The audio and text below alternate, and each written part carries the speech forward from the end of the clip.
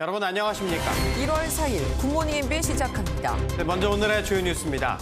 수도권에만 적용 중이던 5명 이상 사적 모임 금지 조치가 오늘부터 전국으로 확대됐습니다.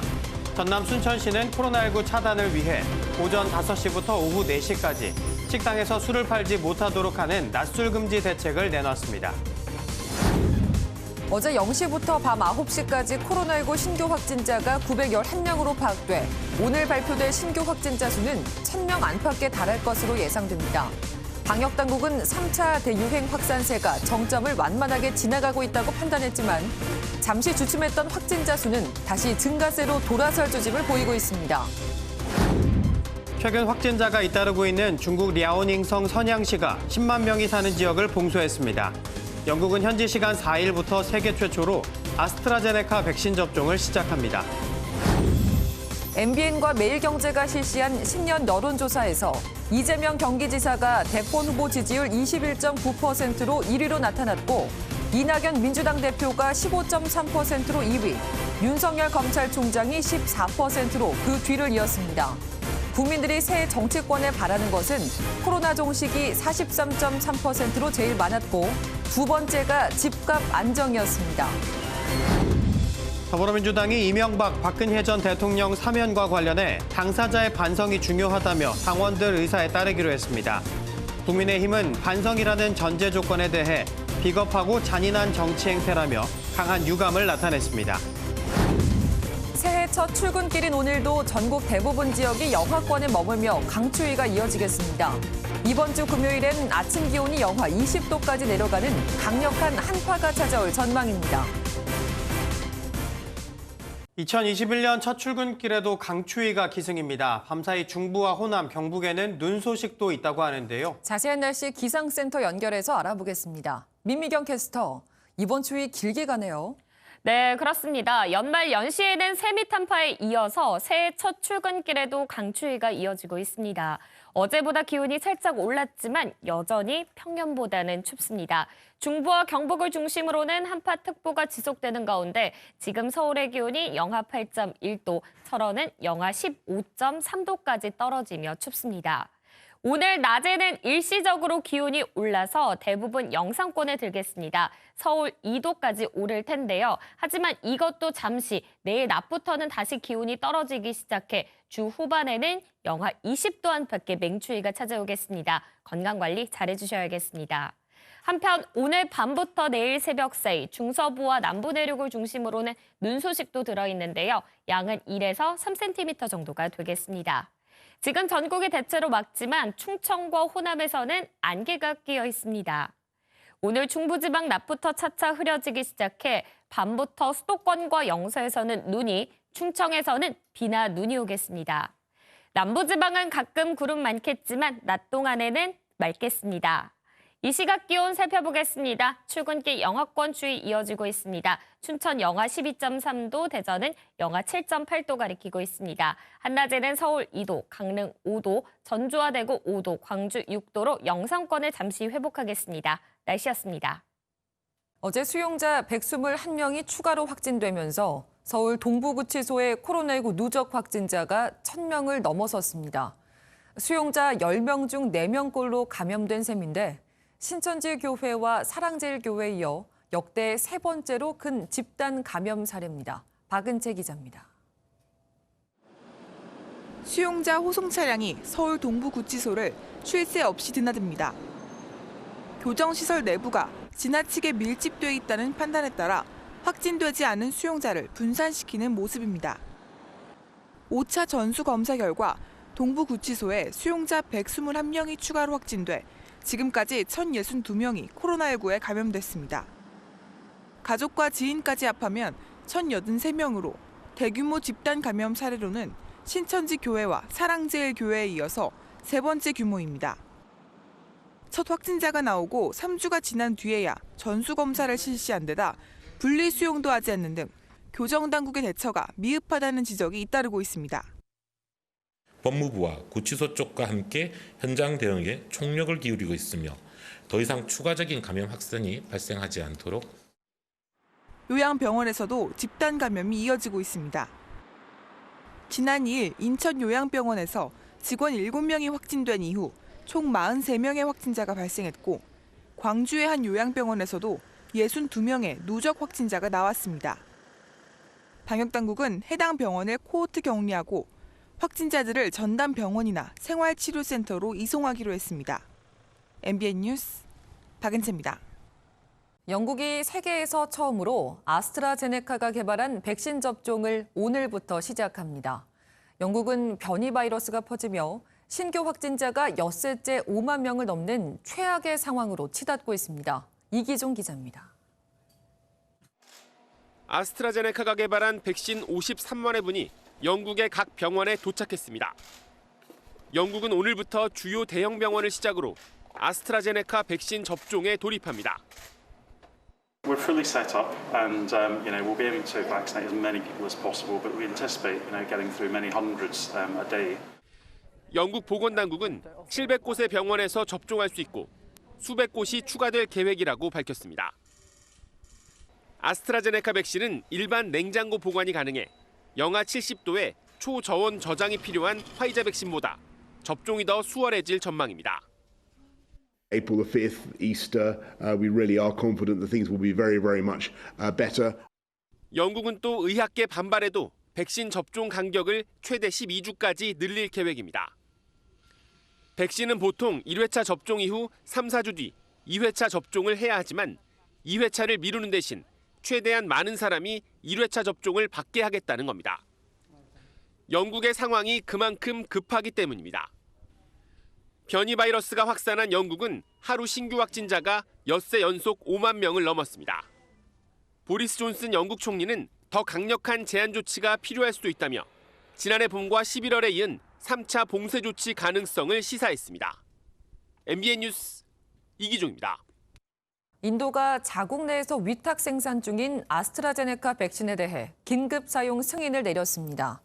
인도에서 초기 생산된 물량은 자국 의료진 등에게 우선 접종될 전망인데 인도의 백신 제조 회사인 세룸 인스티튜트는 자사가 생산하는 아스트라제네카 백신 1억 회분을 인도 국내에 우선 공급한 뒤에 수출이 이루어질 수 있다고 밝혔습니다. 코로나19를 통제했다고 자부하던 중국 상황이 최근 심상치 않습니다. 베이징에서 8개월 된 아기가 확진 판정을 받는 등 곳곳에서 산발적인 감염이 이어지고 있는데요. 선양시에선 바이러스 확산을 막으려고 10만 명이 사는 지역을 봉쇄하기도 했습니다. 전광열 기자입니다. 지난달 초 중국 수도 베이징에서 열린 결혼식 풍경입니다. 신랑 신부는 물론 하객들도 마스크를 쓰고 있지 않습니다. 코로나19 이전의 삶을 거의 되찾았다고 자부하던 중국 정부가 최근 산발적인 감염이 속출하고 영국발 변이 바이러스까지 발견되면서 바짝 긴장했습니다. 지난 열흘간 확진자 21명이 나온 선양시는 도로 곳곳에 출입을 차단하는 철제 바리케이드를 설치해 이동을 통제했고 10만 명이 사는 지역을 아예 봉쇄하기도 했습니다. 중국 정부는 코로나19 재확산은 없을 것이라고 장담하고 있지만 새해 벽두부터 백신 접종에 속도를 내고 있습니다. 지난달 중순 스촨과 장수성 등에서 접종을 시작한 데 이어 새해 첫날부터 베이징과 산둥성에서 냉동식품 검역 종사자와 하역 운반원, 교통운수업 종사자와 의료진 등 우선 접종군에 대한 백신 접종을 개시했습니다. 刚接种完都挺正常的，挺好的，没有什么异常的反应。 중국 정부는 수억 명이 이동하는 다음 달 춘제 연휴 전까지 5천만 명으로 추산되는 우선 접종군에 대한 접종을 마무리할 계획입니다. MBN 뉴스 전광열입니다. 영국발 변이 바이러스가 벌써 33개국으로 확산했는데 이 국내 확산 우려도 갈수록 커지고 있고 이 남아공발 변이 바이러스는 영국발보다 전파력이 더 세다는 분석도 나왔는데요. 이 사회부 권용범 기자와 자세한 이야기 나눠보겠습니다. 안녕하세요. 네, 권 기자, 이 앞서서 이 변이 바이러스를 말씀을 드렸는데 지금 우리나라 상황이랑 전 세계 상황 어떤지를 좀 설명을 해주시죠. 네, 하나씩 짚어보겠습니다. 일단 현재까지 총 33개 국가에서 영국발 변이 바이러스가 확인이 됐고요. 예. 영국발 입국자를 받지 않는 나라도 40곳으로 늘어났습니다. 예. 국내 상황 한번 짚어보겠습니다. 현재까지 확인된 변이 바이러스 확진자는 영국발 9명, 남아공발 1명으로 모두 10명입니다. 예. 변이 바이러스는 강한 전파력 때문에 거리두기 피로감, 실내 활동 증가와 함께 겨울철 3대 위협 요인으로 꼽히는데요. 아직 추가 확진 사례는 없지만 전문가들은 바이러스 확산을 시간 문제라고 보고 있습니다. 예. 이 확진자들, 그 변이 바이러스 확진자들이 아직은 대부분 이 격리 중에 확진이 됐잖아요. 네. 그런데 이 일산에서는 80대 사망자의 4위가 이 마트 같은 곳을 갔다고 하더라고요. 네. 여기서 혹시 뭐 추가 감염자가 나온 게 있나요? 네, 이 사위와 접촉한 사람이 8명이었는데 예. 다행히 아직까지는 확진자가 없습니다. 모두 음성이었던 건데요. 방역 당국은 혹시 모를 추가 전파에 대비해 음성이 나왔더라도 1대1 자가격리 전담 공무원을 지정해서 관리를 하고 있습니다. 예. 이 영국발 변이 바이러스도 걱정인데 사실 그 남아공발 변이 바이러스가 더 전파력이 세다 이런 이야기도 이 분석도 나오더라고요. 네, 맞습니다. 이 남아공과 영국, 이 호주의 학자들 사이에서 그런 얘기가 나왔습니다. 예. 이 바이러스 표면에 있는 스파이크 단백질이 변해서 인체 세포와 더 잘 결합하게 되는 건데요. 네. 영국발 바이러스도 이 단백질의 변이가 일어났지만 남아공발 바이러스에선 여기에 더해서 E484K와 K417N이란 두 유전자 변이가 추가가 됐습니다. 예. 특히 E484K 유전자가 이 감염력을 더 높일 가능성이 크다고 합니다. 다만 영국발이든 남아공발이든 치명률은 기존 바이러스보다 높지 않고 현재 개발한 백신으로 예방할 수 있다. 이런 의견이 우세합니다. 네. 그나마 그 점은 좀 다행이네요. 네. 그런데 이 백신이 지금 각 그 회사들에서 만들고 있잖아요. 그런데 영국에서 이 백신을 섞어서 맞아도 된다 이렇게 발표를 해서 논란이 되고 있다고요? 네, 맞습니다. 현재 얀센을 제외하고 이 나머지 백신들은 1차와 2차 이렇게 두 차례 접종을 하게 되는데요. 예. 영국 정부가 1, 2차의 백신 종류가 서로 달라도 된다. 이렇게 얘기를 해서 구설에 오른 겁니다. 예. 사실 아직은 백신을 섞어 맞아도 되는지에 대한 연구가 없어서 이에 안전할지 장담할 수가 없는 상태인데요. 예. 미국 질병통제예방센터도 1, 2차 백신이 같아야 한다고 지침을 내놓은 바 있습니다. 이를 두고 논란이 계속되자 영국 정부가 해명을 내놓았습니다. 2차 접종 시에 1차와 같은 백신을 구하는 게 불가능하다면 안 맞는 것보단 다른 백신이라도 접종하는 게 낫다. 뭐 이런 의미였다는 거죠. 예. 그러면서 백신 혼용, 그러니까 즉 섞어 맞는 걸 권고하는 게 아니라고 다시 한번 강조했습니다. 예. 네, 이번에는 국내 코로나19 상황에 대한 이야기로 넘어가 보겠습니다. 이 요양병원에서 확진자가 잇따르면서 코호트 격리라는 거를 많이 했잖아요. 그런데 이 코호트 격리에 대한 비판이 계속되고 있더라고요. 그래서 정부가 또 특별 대책을 내놨다면서요? 네, 그렇습니다. 요양병원은 기저질환이 있는 고령자들이 많아서 이 코로나19 취약 지역으로 꼽히죠. 예. 이 코호트 격리, 그러니까 동일 집단 격리된 전국 요양병원 14곳에서 지난달에만 발생한 확진자는 996명, 사망자는 99명에 달합니다. 정부는 확진자와 비확진자가 이 좁은 공간에서 함께 생활을 하다 보니 사태가 악화했다고 보고 교차 감염 차단책을 내놓았습니다. 예. 만약 확진자 규모가 크면 이 비접촉자를 다른 요양병원으로 신속하게 옮기고요. 규모가 작으면 확진자를 중증도에 따라 전담 요양병원 또는 중증 환자 전담 치료병상으로 이송하기로 했습니다. 또 비확진자는 비접촉자와 밀접 접촉자 이렇게 구분을 해서 14일간 격리를 하면서 관찰하고요. 이번 주부터 전국 요양병원 종사자에 대한 진단검사도 확대됩니다. 예. 2주였던 비수도권의 유전자 증폭 검사 주기가 이 수도권과 마찬가지로 1주로 단축됩니다. 네. 이 앞서서 오늘 발표될 확진자 어제 9시까지가 한 900명이 넘는다 이렇게 전해드렸는데 사실 이 확산세 정부는 지금 어떻게 보고 있는 건가요? 네, 정부는 코로나19 3차 유행이 이 정점을 완만하게 지나가고 있다 이렇게 진단을 하고 있는데요. 예. 거리두기 2.5단계와 연말 연시 특별 방역 대책으로 방역 상황 전반에 서서히 감염 억제 효과가 나타나고 있다는 겁니다. 최근 한 주간 지역 발생 확진자는 하루 평균 931.3명으로 전주보다 85.7명이 줄었습니다. 새로 발생한 집단 감염 사례도 총 21건으로 전주의 절반 아래로 떨어졌고요.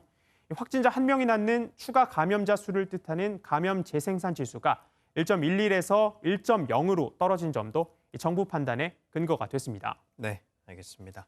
지금까지 사회부 권용범 기자와 이야기 나눠봤습니다. 고맙습니다. 새해 첫 일요일인 어제 새벽 부산의 한 클럽에서 집합 금지 조치를 어기고 술판을 벌인 손님 70명과 20대 업주가 경찰에 붙잡혔습니다. 업주는 SNS로 몰래 손님을 모집했는데 이들 중엔 자가격리자도 포함돼 있었습니다. 조동욱 기자입니다. 경찰이 부산의 한 클럽으로 들어갑니다. 지하에서 시끄러운 음악 소리가 난다는 시민의 신고를 받고 현장을 급습한 겁니다. 클럽 내부에는 빨간 조명이 번쩍이고 빈 술병과 음료수들이 테이블 위에 흩어져 있습니다. 이날 경찰에 적발된 사람은 20대 업주와 손님까지 총 70여 명에 달합니다. 클럽 측은 영업 사실을 들키지 않으려고 문 앞에 이른바 문지기를 세우기도 했는데 경찰 단속 당시 업소 뒷문으로 손님을 빼돌리는 모습이 포착됐습니다. 조사 결과 업주는 SNS를 통해 비밀리에 손님을 모집한 것으로 드러났습니다. 손님들 중엔 자가격리자 1명도 포함돼 있었습니다. 경찰은 업주를 감염병 예방법 위반 혐의로 조사했고 자가격리자는 이탈 사실을 구청에 통보했습니다. 구청은 지침을 위반한 자가격리자를 곧 고발할 방침입니다. MBN 뉴스 조동욱입니다. 정치권은 지금 이낙연 더불어민주당 대표가 제안한 이명박, 박근혜 전 대통령 사면 문제로 뜨겁습니다. 민주당 지도부는 당사자 반성이 중요하다며 국민과 당원들 의사에 따르기로 의견을 모았는데요. 오는 14일 박근혜 전 대통령의 상고심 판결이 나온 뒤 문 대통령의 사면을 건의할지 여부를 결정할 것으로 보입니다. 조창훈 기자입니다. 이낙연 더불어민주당 대표가 이명박, 박근혜 두 전 대통령의 사면 문제를 논의하기 위한 긴급 최고위원 간담회를 소집했습니다. 비공개로 진행된 간담회에서 이 대표는 자신의 발언이 국민 통합을 위한 충정의 발로라는 점을 강조한 것으로 알려졌습니다. 하지만 일부 참석자들이 당원과 지지층 반발을 들어 부정적 의견을 굽히지 않았고 결국 사면 추진에 2가지 전제 조건을 달기로 했습니다. 이 문제는 국민의 공감대와 당사자들의 반성이 중요하다는데 의견을 같이 하고 앞으로 국민과 당원의 뜻을 존중하기로 하였습니다. 대법원 판결을 기다려보겠다며 한 발 물러섰지만 이 대표는 사면 필요성에 대한 의지는 굽히지 않았습니다. 진영 정치를 뛰어넘어서 국민 통합을 이루는 정치로 발전해 가야 한다고 믿습니다. 그러한 저의 충정을 말씀드린 것입니다. 국민의힘은 비겁하고 잔인한 정치 행태라며 강한 유감을 나타냈습니다. 전직 대통령들의 사면 문제를 깃털처럼 가볍게 여기는 민주당의 모습이 과연 정상입니까? 청와대 국민청원 게시판에도 찬반 여론이 첨예하게 대립하는 가운데 박근혜 전 대통령에 대한 재상고심 선고는 오는 14일 나올 예정입니다. MBN 뉴스 조창훈입니다. 김진욱 초대 고위공직자 범죄수사처장 후보자의 인사청문 요청안이 오늘 국회에 제출될 예정입니다. 공수처 설립준비단은 오늘 인사청문 요청안 작성을 마무리하고 문재인 대통령의 재가를 받은 뒤 국회에 송부하기로 했습니다. 문 대통령의 재가와 송부가 예정대로 오늘 이루어지면 국회는 오는 23일까지 인사청문 절차를 마무리해야 합니다. 제주 앞바다에 침몰한 32명민호 선장의 시신이 엿새 만에 발견됐습니다. 해양경찰청은 나머지 5명에 대한 수색 작업을 강화하는 한편 오늘 잠긴 선체를 인양해 내부 수색을 시도할 계획입니다. 박규원 기자가 보도합니다. 구조대원이 산소통을 메고 바닷속에 잠긴 선체를 수색합니다. 수심과 방향을 계속 확인하며 작업을 이어갑니다. 제주해양경찰이 지난달 29일 방파제에 부딪혀 전복된 어선 3위 명민호의 실종 선원들을 찾고 있는 모습입니다. 사고 당시 선박에는 한국인 선원 4명과 인도네시아인 선원 3명 등 7명이 탑승해 있었던 것으로 알려졌습니다. 기상 악화로 구조 작업에 난항을 겪던 해경은 수색 엿새 만에 선장인 김모 씨의 시신을 발견했습니다. 제주해양경찰청은 어제 오전 11시쯤 제주항 서방파제 인근에서 시신을 발견했고 지문 감식 작업을 통해 신원을 특정했다고 밝혔습니다. 지난달 31일 70대 선원을 발견한 데 이어 2번째로 실종자를 찾은 겁니다. 나머지 선원 5명은 아직 실종 상태입니다. 해경은 오늘 오전 선체를 끌어올리는 인양 작업을 시작으로 내부 수색을 마친 뒤에 사고 원인을 밝히기 위한 감식을 진행할 예정입니다. MBN 뉴스 박규원입니다. 경기 하남 교산과 과천 등 주요 3기 신도시에서 7월부터 아파트 사전 청약이 시행됩니다. 사전 청약은 일반 청약보다 분양가가 통상적으로 저렴하다는 장점이 있는데요. 3040 세대의 패닉 바잉이 진정될 수 있을까요? 김경기 기자입니다. 3기 신도시 중 한 곳인 경기 하남시 교산지구입니다. 시 경계만 넘으면 서울 송파 강동구와 연결돼 선호도가 높은 지역인데 올해 말 1,100가구에 대해 사전 청약이 진행됩니다. 또 다른 인기 지역인 경기 과천시에서도 1,800가구가 사전 청약으로 공급됩니다. 정부는 하반기부터 3기 신도시를 비롯한 수도권 공공택지에 대한 사전 청약에 들어갑니다. 올해 예정 물량은 3만 가구. 7월 인천 계양, 성남 복정을 시작으로 남양주 왕숙 3,900가구, 고양 창릉 1,600가구, 부천 대장에서도 2,000가구가 분양됩니다. 사전 청약은 본 청약 1, 2년 전에 아파트를 먼저 분양하는 제도로 분양 시점이 빨라 가격이 낮고 자금 마련도 비교적 수월합니다. 사전 청약에 당첨돼도 다른 주택을 청약할 수 있지만 당첨되면 최장 2년간 다른 사전 청약에는 참가할 수 없습니다. 상기 신도시를 비롯해서 입지가 뛰어나기 때문에 청약 가점이 높은 사람은 경우 적극적으로 도전할 만한. 국토부는 10년 만에 부활하는 사전 청약을 통해 내년에도 주요 공공택지에서 3만 2천 가구를 공급할 방침입니다. MBN 뉴스 김경입니다. 조 바이든 대통령이 오는 20일 취임하게 되면 미국은 트럼프 시대는 저물고 바이든 시대가 열리게 됩니다. 동시에 그동안 접점을 찾지 못했던 한미 방위비 협상을 시작으로 북미 대화의 중재자를 자임해온 우리 정부의 외교적 노력도 시험대에 오르게 됐습니다. 이수아 기자입니다. 트럼프 시대 우리나라 외교 안보는 북한의 비핵화, 한일 관계, 심화되는 미중 갈등이라는 불확실성에 흔들렸습니다. 특히 동맹의 가치보다는 자국의 이익을 중시하는 트럼프 대통령의 외교 정책 속에 한미 방위분담금 특별협정, SMA 협상은 공전에 거듭했습니다. 실제 지난 2019년 9월 시작된 11차 한미 방위분담금 특별협정 협상은 1년이 넘은 지금도 진행형입니다. We're defending nations that are very wealthy. South Korea is a very wealthy nation. Again, the relationship is great, but it's just not a fair relationship. 지난해 3월 말 한미 모두 분담금을 전년 대비 13% 인상된 약 1조 1,700억 원으로 잠정 합의했지만 트럼프 대통령이 전년 대비 50% 인상된 1조 5,900억 원을 고집하며 협상은 장기간 교착 국면에 돌입한 상태입니다. 외교가에선 바이든 정부가 동맹 우선주의를 강조하는 만큼 한미 관계의 걸림돌인 방위비 협상도 속도를 낼 것이라고 분석합니다. 이르면 올해 1월에서 2월, 늦어도 상반기 협상 조기 타결 전망이 나오는 이유입니다. 바이든은 다시 과거의 어떤 동맹 개념으로 돌아가겠다는 것이고 한국 측의 입장을 상당히 전향적으로 수용을 하면서 빨리 풀어낼 가능성이 높다고 보여집니다. 반면 북한과의 직접 대화를 주도했던 트럼프 시대와 달리 대북 정책에는 우리 정부와 시각차를 보일 가능성도 있습니다.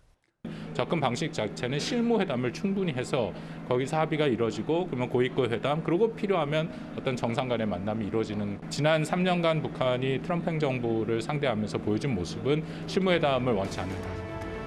동맹의 가치를 일깨우며 방위비 분담에 접점을 모색하는 한편 북한 비핵화 논의 체계의 실마리를 찾기 위한 시험대가 펼쳐질 것으로 보입니다. MBN 뉴스 이수아입니다. 2021년을 맞아 세계 각지에서 행사가 열렸는데요. 미국에선 마치 북극곰인 양 오싹한 찬물에서 수영하는 대회가 열렸습니다. 북극곰 분장을 한 채 힘차게 트롬본을 봅니다. 트롬본 소리를 신호로 남녀할 것 없이 수많은 이들이 바다 같은 미시간 호수로 뛰어드는데요. 올해로 27회째 열린 미국 위스콘신주 밀워키의 새해 맞이 행사 북극곰 수영대회입니다.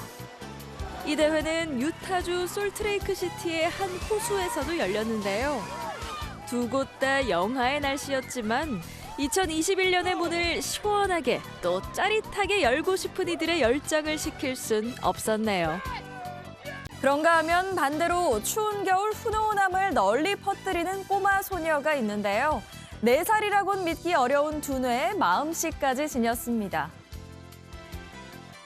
동화 같은 장면을 아름다운 색채로 캔버스에 옮겨놓은 주인공은 올해 겨우 4살 된 줄리엣입니다. 미국 캘리포니아주에 사는 줄리엣은 멘사의 지능검사에서 상위 2%에 든 천재 소녀인데요. 수학 문제는 물론 바이올린 연주도 척척인 이 소녀는 암 환자를 도울 기금을 마련하려고 자신이 그린 그림을 팔았습니다. 벌써 4,000달러, 우리 돈 430만 원이 넘는 돈을 모았다고요. 똑똑한 머리만큼이나 따뜻한 마음이 아주 기특한데요. 앞으로도 지금처럼만 자랐으면 좋겠네요. 새해 첫 출근길도 강추위가 이어지고 있습니다. 휴일인 어제와 비슷한 추위입니다. 중부와 경북을 중심으로는 한파특보가 발효 중인 가운데 이 시각 서울의 기온이 영하 8.3도, 철원 영하 15.3도, 대관령은 영하 12.5도까지 떨어졌습니다. 오늘 낮에는 기온이 일시적으로 올라서요. 서울 2도로 영상권을 회복하겠지만 이것도 잠시, 내일 낮부터는 기온이 떨어지기 시작해 주 후반에는 강력한 한파가 찾아올 것으로 보입니다. 건강관리 잘해주셔야겠습니다. 한편 오늘 밤부터 중부지방을 시작으로 내일 아침에는 남부지방에서도 눈이나 비가 내리겠습니다. 양은 1에서 3cm 정도의 눈이 쌓일 것으로 보입니다. 지금 전국이 대체로 맑지만 충청고 호남에서는 안개가 낀 곳이 있습니다. 중부지방 낮부터 차차 흐려져 밤부터는 수도권과 영서에서 눈이, 충청에서는 비나 눈이 오겠습니다. 수도권과 동해안에서는 건조특보 발효 중입니다. 남부지방은 오늘 가끔 구름 많겠지만 낮 동안에는 맑겠습니다. 이 시각 기온 살펴보겠습니다. 춘천 영하 12.5도, 대전 영하 8.2도로 시작합니다. 한낮에는 서울 2도, 춘천 1도, 안동 4도, 대구 5도, 광주 6도로 잠시 영상권을 회복하겠습니다. 하지만 주 후반에는 영하 20도 안팎의 매서운 추위가 몰려오겠고요. 눈 소식도 잦겠습니다. 날씨였습니다.